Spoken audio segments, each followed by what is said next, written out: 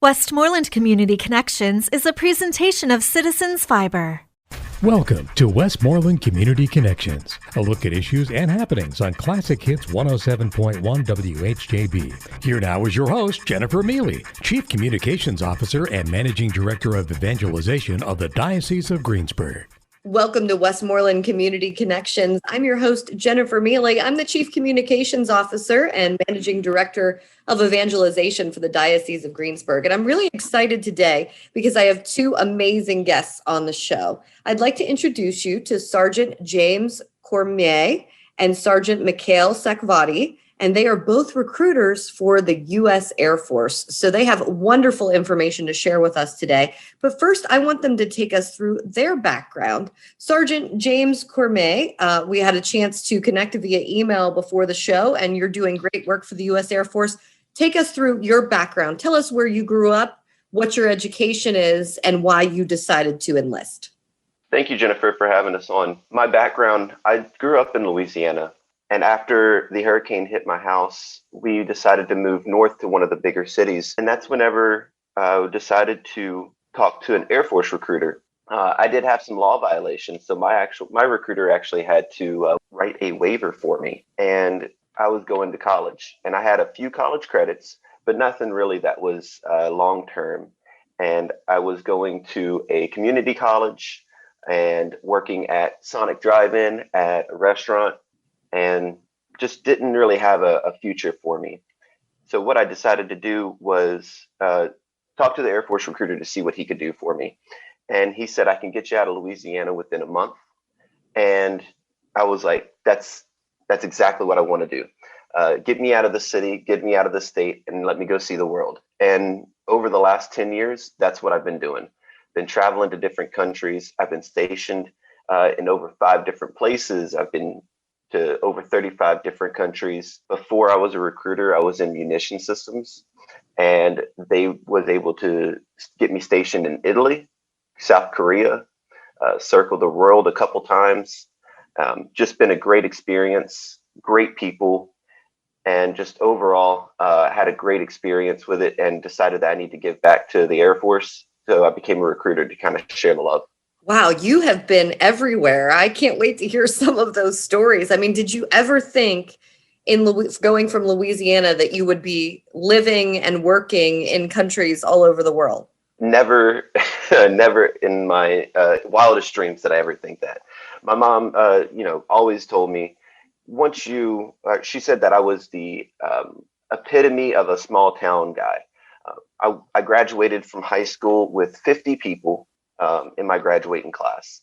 And I loved every minute of it. I was like, oh, there's no reason for me to leave my small town. And I was just content. I worked on a shrimp boat before I moved up north to the bigger city before the hurricane. So I was very content living in the small town, thought I knew everything. And obviously I didn't. And never thought I'd be able to travel the world and see that. And yeah, that was just one of the things that I was able to get away from. And when you say the hurricane, I'm assuming you mean Hurricane Katrina. That was with Hurricane Katrina, is that right? Actually, funny enough, there was 3 hurricanes that hit that year.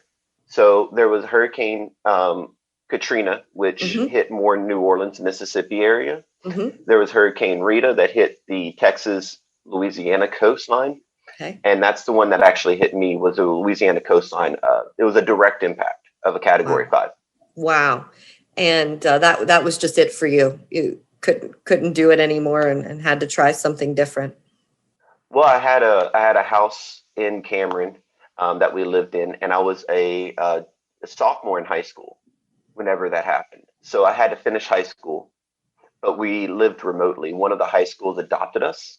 So we kind of did COVID procedures actually whenever we went there.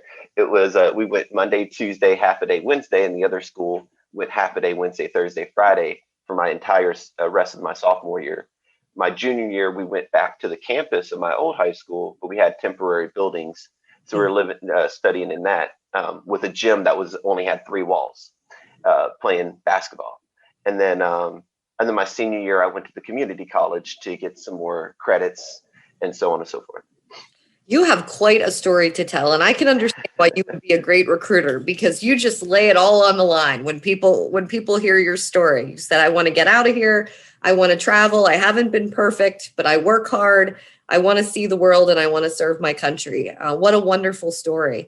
So I'm going to ask our friend Sergeant Mikhail Sakhvadye to jump on the line now. He's with us. He is also a recruiter for the U.S. Air Force, and he's been kind enough to join us today. I wanted to talk to him a little bit about his background. Hi, my name is Sergeant Sakhvadye.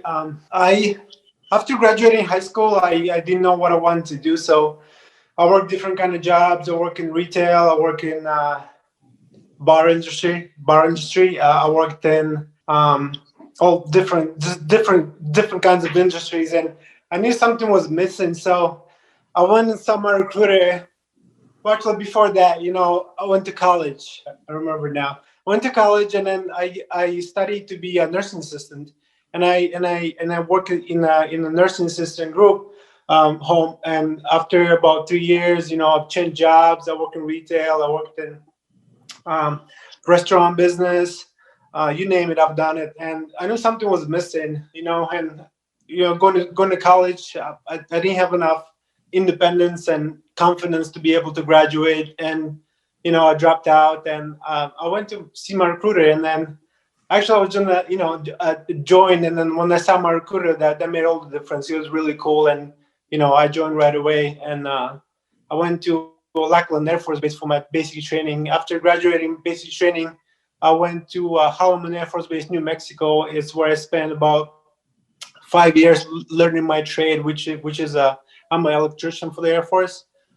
And after that, I went to apply for a basic preference program, which we have in the Air Force. Is something like an incentive for you to re-enlist. If you want to re-enlist, it's incentive for you to re-enlist. And I selected Washington State. I spent there about 2 years. It's beautiful up there. I love trees, and it's gorgeous out there. And throughout my career, I've been fortunate enough and honored to deploy 3 times. And on my last deployment, they let me know that I'm going to be a Air Force recruiter, and I happily accepted. And now I'm talking to you, and I know people here in Greensburg, and it's a very, very challenging job, but I'm learning every day, and my confidence is growing, and I enjoy it so far.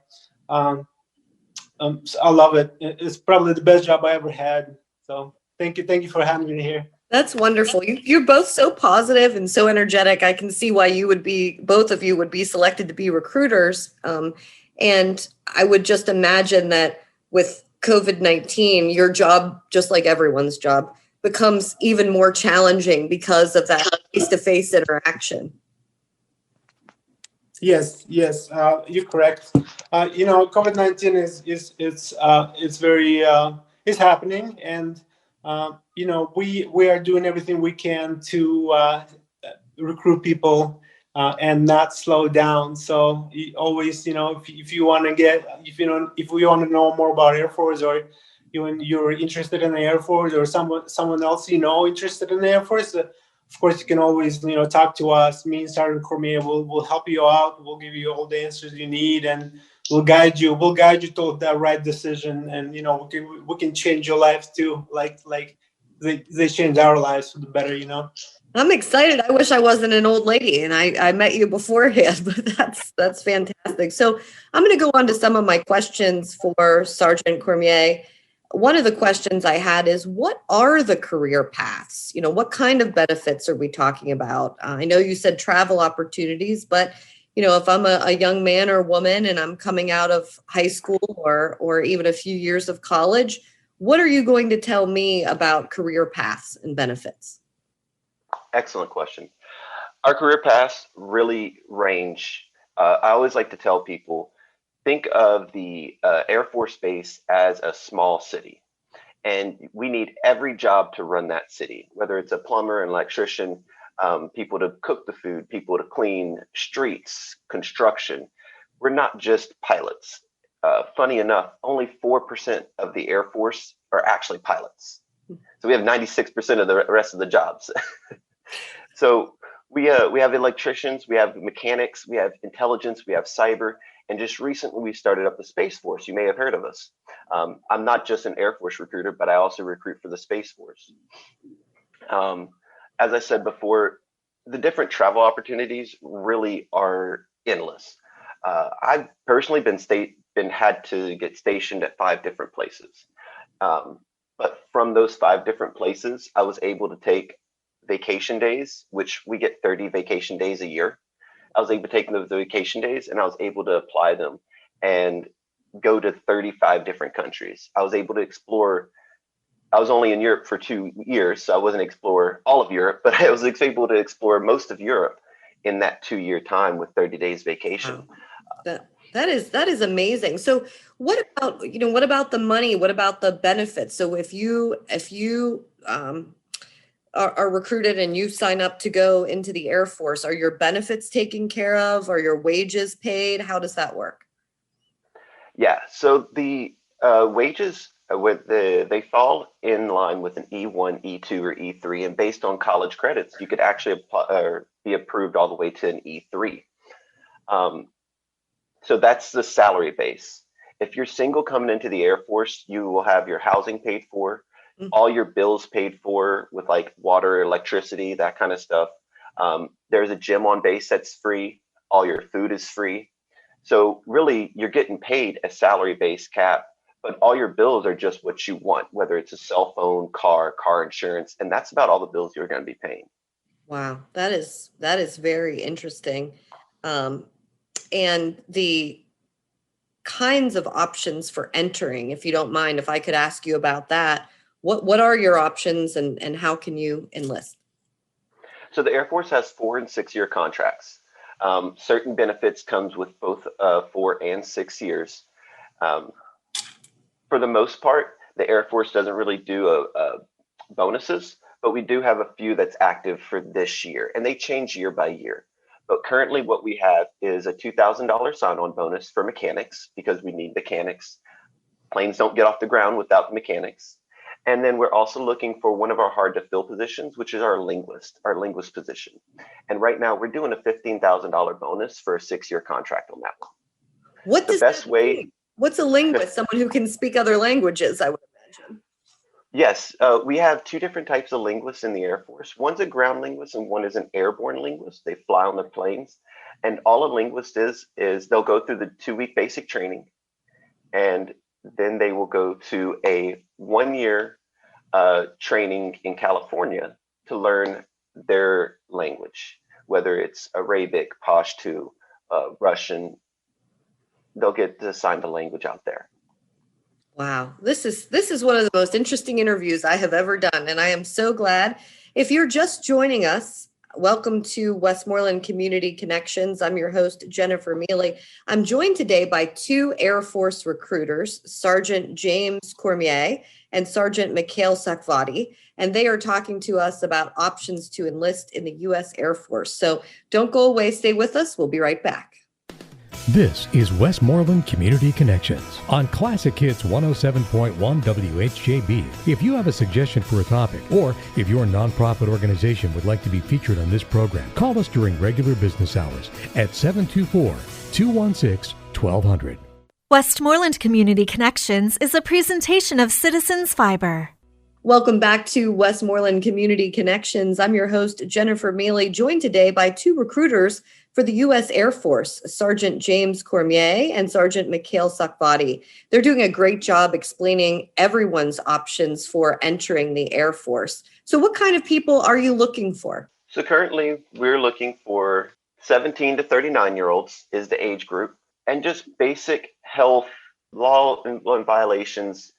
You know, the best way to know if you're qualified is to contact one of us and ask, because there's so many different variables, and there's not just one black and white situation for every single person.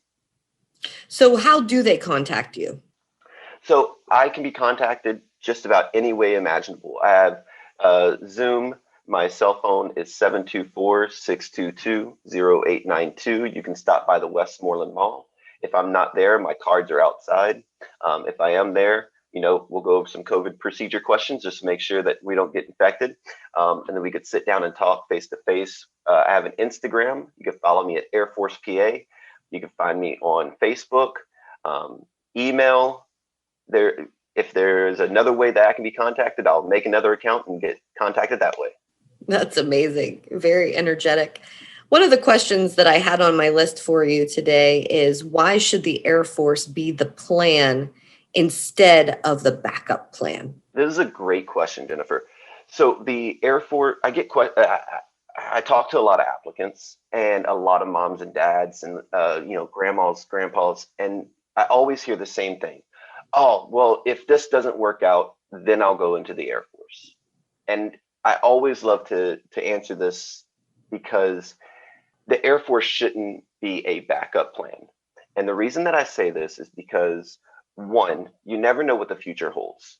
The Air Force has all these qualifications that we were talking about earlier, where you get a speeding ticket, get in a car accident, you break your leg, whatever may happen, the most unfortunate thing, and then you disqualify yourself from the Air Force possibly. And then you don't have that backup plan anymore. And whenever your original plan was to maybe go to college, try to get some work experience, get a good salary wage, and then start your life. Well, that's your overall plan for the next 4, 6, maybe even 10 years to get this accomplished. And that's your first plan whenever your backup plan was to maybe do 4 or 6 years in the Air Force. And we can offer the college. Once you go to basic training, you start getting college credits towards the community college of the Air Force for the job that you're going into. Right off the bat, you'll start getting paid your salary wage, guaranteed pay for 4 to 6 years. And then once you're into your actual job, you could start creating that life, working 40 to 45 hour averages a week, and then starting your life, and then maybe even purchasing a house before the age of 25. At the age of 25, I bought my first house. At the age of 30, I'm married with an Australian Shepherd dog, and I'm on my second house already, not even 30 years old. That's great. That's amazing. Love to hear that story. So I'm going to ask Sergeant Sakhvadye to unmute now so I can ask him a few questions as well. And one of the questions that I had was the difference between working in civilian and military sectors, because there is a difference. Yes, Jennifer, thank you. The main difference to me when I started out was I was just amazed how Air Force family just is like a family to me now. I started out thinking it was going to be just a job. And it's gonna be like 9 to 5. I'm gonna go in and I'm gonna do my work and go back home and relax. And yeah, I do that. But it's growing. Like it grows so much, and it's like a team. Like our mentality in the Air Force is like we work. You're part of a team. And then I'm that crucial part of a team that we work together. And it's just amazing to me. Like for me, when I worked in the civilian sector.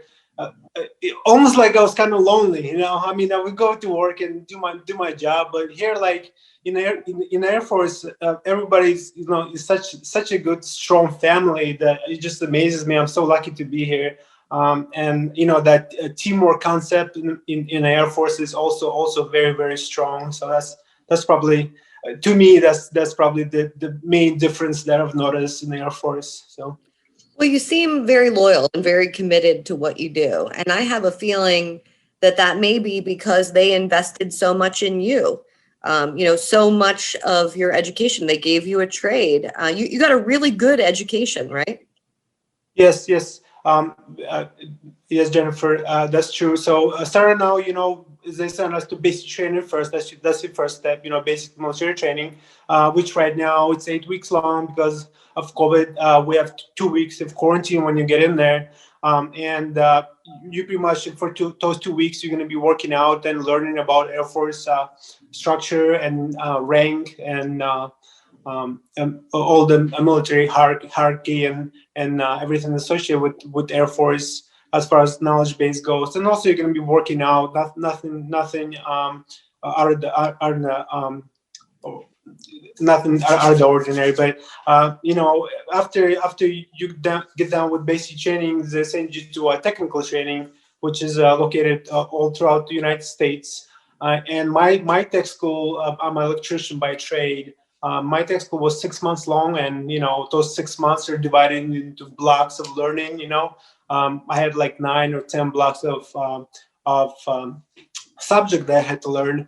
And you take tests, and it's busy, and there's a lot of information. But all the people that I went with, everyone graduated. So if you put your mind to it, then you're committed. You're gonna graduate, and you're gonna succeed. And once you get to your duty station, we have a program called on-the-job training, which is me getting there, not knowing much about electricity. Imagine just a fresh out of tech school, young man trying to change the world, and here I am trying to wire fixtures and fix the buildings and make sure the base doesn't lose power. But all the people who work there, we also have a DoD civilian sector in our shops, work centers, as you say, and those are usually retired military personnel, master sergeants, senior master sergeant chiefs who retired and been in the trade for a long time. And what's ended up happening is they kind of take us under their wing, and they show us the ropes and show us how everything works. So it's just like experience like you never seen before. It's kind of like learning the job experience from the aces and masters of the trade. And adding to that, we also have a temporary duty travel, which is like you go to, like, let's say, a certain place in the United States to just for a class. Like when I was stationed in New Mexico, I went to Columbus, Ohio for 4 weeks just to learn a class about airfield. And my trip was everything. I went to a class and it was very professional. Went to a class to one of the leading airport, like a leading airport company, the company that makes all the lights and everything for the actual airfield. I've learned a lot of stuff from them, and those are happening throughout years. So I've been in the Air Force about 9 years. So I probably went on, I want to say, a 4 or 5 temporary duty assignments just to learn my trade and kind of, develop more skills, and go deeper into knowledge about being an electrician and, just getting better at my job. That's Air Force invests a lot in you, and they have a lot of confidence in you. So. Well, and let's think about the reality of the opportunities that you are going to have if and when you decide to retire from the Air Force, or whenever you're discharged. You have all of this training, right? All of this master electrical training that you would be able to apply, and that networking with that big company that's making lights. I mean, what kind of connections that you're making. So that has to be exciting for young men and women who are thinking about going into the Air Force, to know that they're going to be trained that way and have that much of an opportunity. So because you can stay in the Air Force, or after you're done, you can go out into the civilian world, right? Yes, Jennifer, that's correct. A lot of people, people that I usually interact with, they retired military personnel, and what they do is they, like I said, stay back and help young airmen, learn new ways. And if you don't want to do that, then you can go in the civilian sector, and having the veteran preference, it's very real, and then you get good jobs, and you're an outstanding citizen in the United States. So there's a lot of option. The tree is very big. There's many branches in the Air Force, and there's just the opportunity just limitless. So wonderful. So one more question for you, Sergeant Sakhvadye, if you don't mind. What about diversity in the military? Because I think a lot of people might wonder, is there diversity? Yes. So, I don't know if you noticed or not, but I have a little bit Russian accent. So I'm originally from Russia, and I immigrated here when I was 17 years old. And like I said, I went to high school, and I tried to go to college, and it wasn't working out for me. And when I joined Air Force, they took me in just like family. And, I've been just thriving in this environment, that team environment of, Air Force. And I know people from different, throughout my years in the Air Force, I've traveled around a little bit, not as much as Sergeant Cormier. He's been around 35 different countries, which is amazing. But, I've met different people from different backgrounds, and all I can say is just one big family. It's very, very positive environment for me. So, if you ever thought about joining Air Force, and now is the time. Now is a good opportunity. We can, we're looking for motivated, individuals who can, who can add and contribute to our Air Force. So you have a great story, and you're very energetic. I'm going to toss it back to Sergeant Cormier, who we now have branded 35 countries that you visited. Now someday we're gonna make you list them. The next time you come back on the show, we're gonna make you list all 35 countries. But before we finish up here, I do want to talk about COVID-19 and the impact on the Air Force process. I heard you talk a little bit about what it means for the recruitment process, what it means for basic training, but it should not scare people to come and talk to you and contact you, correct? Yeah, that's correct. The COVID-19 should not scare people. We have all the necessary equipment. The Air Force did a great job of getting ahead of the process and staying ahead of it. We have FaceTime, Zoom, all these different options so we can do appointments. We have multiple different systems that we can do to do paperwork virtually. In all honesty, I don't have to meet you face to face for you to go to basic training. That's how virtual and ahead of we are of this thing. We have different processes in place to make sure that people stay safe through this process. So whenever people go up to do the ASVAB or their medical physical in Pittsburgh, they don't have a roommate in the hotel. Everybody wears a face mask. Our offices, the Pittsburgh office, everything gets disinfected and hand sanitized. In my office, I have actual hand sanitizer given to us by the Air Force that we give out to people. And then even in basic training, we went from graduating almost 700 people a week to graduating 300 people a week. And that's just to ensure that social distancing is happening and, we're utilizing every other bed. Mm-hmm. Those are really good points. And one more time before we go, what is the best way? What is step number one for people to reach out to a recruiter? How can they reach out to you guys? The best way is to contact me on my cell phone, and that's 724-622-0892. The second best way is to stop by the mall and see if I'm there, and then give us a business card. Obviously, with COVID-19, we try to limit the amount of FaceTime we have with people. So I'm not always in my office, but if I am, I'd be more than happy to talk to you. And if I'm not there, my business card's right outside the door. So you can definitely pick up that, give me a call, give me a text, send me an email. Any one of those ways is the best way to get in contact with me. My closing remark, I just want to say that I can talk for hours on benefits and what the Air Force has to offer. Obviously, we've talked all this time, and I haven't even scratched the surface of all the benefits that we can give you. The best way to really discuss all the options is to give me a call, and then we can discuss individualized and personal options that can best benefit that person. You guys have been wonderful. I'm so thankful to talk to you, Sergeant James Cormier and Sergeant Mikhail Sakhvadye, two recruiters for the U.S. Air Force, two outstanding guys. Really enjoyed it, and I hope to have you back on the show again later in 2021. Thanks for listening to Westmoreland Community Connections on WHJB. This has been Westmoreland Community Connections, a look at issues and happenings in and around Westmoreland County. Join us again next week on Classic Hits 107.1 WHJB.